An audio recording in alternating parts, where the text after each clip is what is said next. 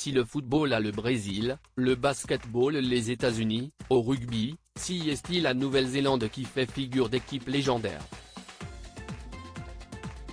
Le pays situé dans l'océan Indien a toujours eu une culture du rugby très importante et depuis le début, les All Blacks comme on les appelle, font figure d'épouvantail pour les autres nations mondiales.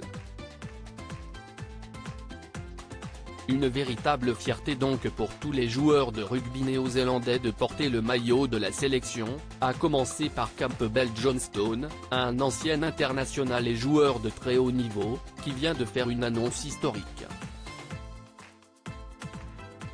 L'ancien joueur de 43 ans devient le premier All Black à faire son coming out. CIST ce 30 janvier, en direct sur la chaîne néo-zélandaise One News du réseau TVNZ que Campbell Johnstone a choisi de dévoiler son orientation sexuelle.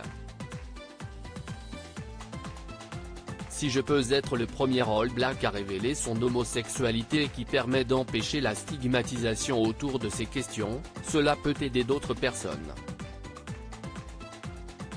Tout le monde saura qu'il y en a parmi les All Blacks, a-t-il déclaré, après avoir annoncé en avoir déjà parlé avec sa famille et à ses amis proches en amont.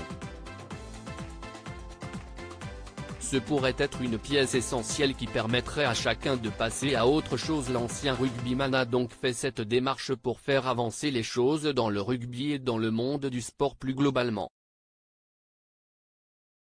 Ce pourrait être l'une des dernières pièces du puzzle, de l'acceptation du public pour le sport néo-zélandais et ce pourrait être une pièce essentielle qui permettrait à chacun de passer à autre chose, ajoute Campbell Johnstone.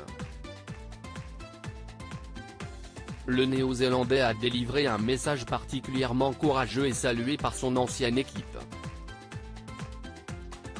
Sur leur compte officiel, les All Blacks ont tenu à féliciter l'ancien joueur de Biarritz pour son coming out.